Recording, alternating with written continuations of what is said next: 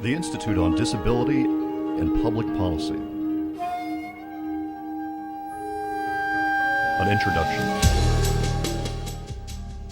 The IDPP is a network of universities and outreach partners focused on the ASEAN region, based at American University in Washington, D.C.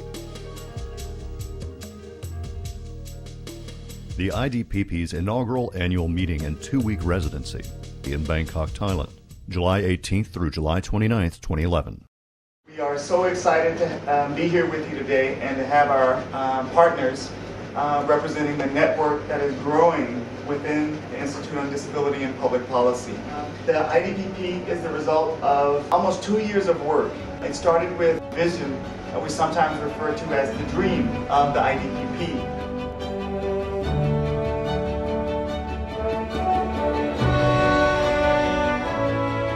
This dream plan of IDPP is a creation of a casual talk between our chairman, Mr. Sasagawa of the Nippon Foundation, and myself a few years ago. This is a great day because our common goal, common dream today got started.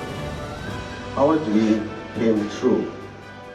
Is there a way to help strengthen the public policy in the ASEAN region with and for persons with disabilities? Why is it important to strengthen disability policy in the ASEAN region and around the world? According to the World Report on Disability, developed by the World Health Organization and the World Bank, an estimated 15% of the world's population is with disabilities. If we consider that there are 600 million people in ASEAN countries, it is essential to the achievement of inclusive society for 90 million persons with disabilities who should be fully included in the process of ASEAN's economic and social development. And 60% of the world population belongs to our region, the biggest region. And I was working with South Asia. South Asia population itself is the double than the African population. It's a huge population. In ASEAN, it's the very most developed sub-region in the Asia-Pacific region. So ASEAN is seeking for unification and harmony among the 10 countries. There is so much talk about the rise of Asia and that this is the Asian century. And I feel very strongly that to make this a reality, we will need to really unleash the talents of all good men and women in this part of the world. And I think this institution, IDPP, and this undertaking operates on the hypothesis that if you give training and you create networks, you know, what skills and talents can you unleash among those of our fellow citizens that we define as disabled? What does this mean for the future of persons living with disabilities? As you age, you will have some type of disability. So the number of people who are covered under the Convention of the United Nations for Persons with Disability is 1 billion people who are identified as 10% of the population. But if you incorporate aging, you will have something like 2.5 billion people who will have, in the process of the next years, a disability. It is vital that programs like this be instituted in the rest of the world also, because you need people with disabilities to take ownership of this, but can guide the process for an enforceable rights-based mechanism. How does the IDPP's infrastructure help support persons living with disabilities?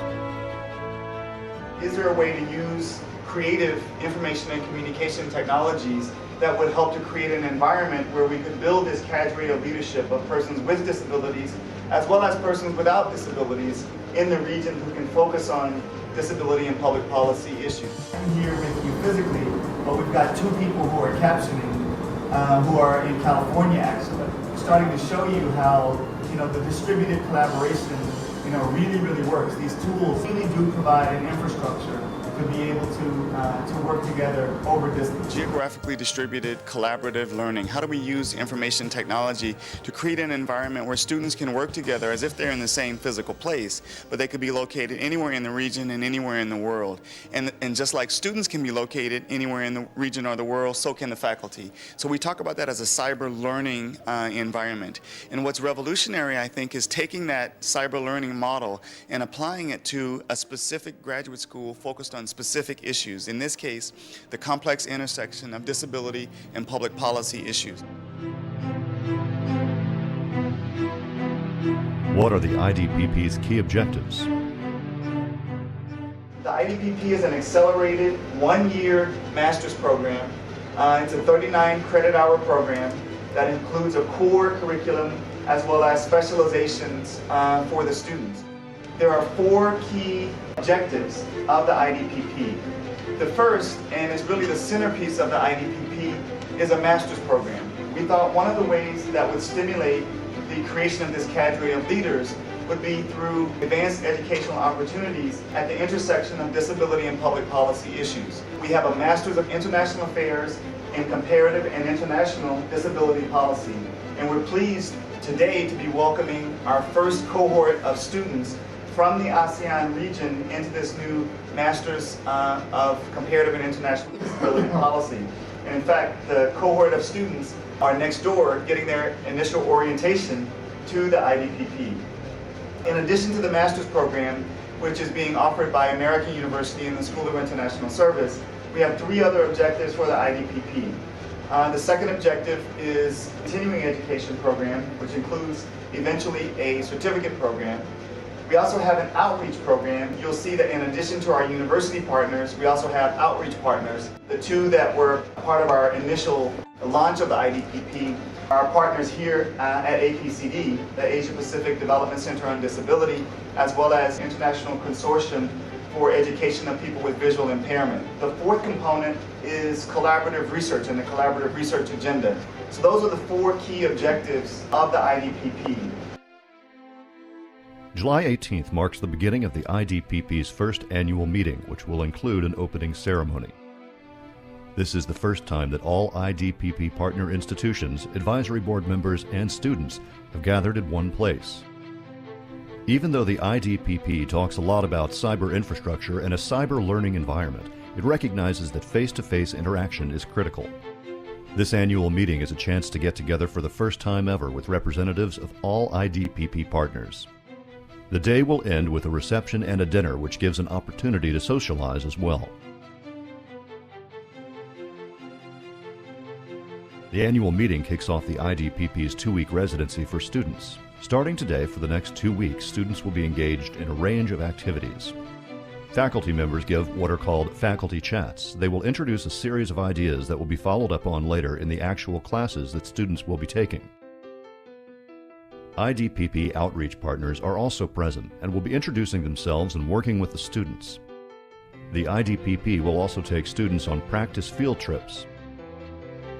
The academic portion of the 2-week residency is being hosted by one of the IDPP's university partners, Mahidol University at the Salaya campus. That was also the location for the signing ceremony on the 4th of April when the IDPP was formally launched.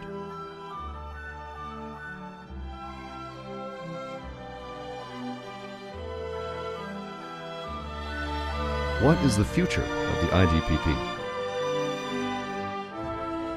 The one-year program will end next year at this time with another annual meeting for the IDPP, and it will be the welcoming for the incoming students for next year's cohort.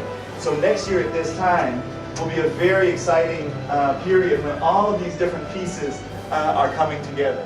We're very hopeful that this degree program will not only be successful for us, but successful for universities around the world. So this is something that needs to be done as quickly as possible to empower more people so we can have a world with greater chances for peace and prosperity.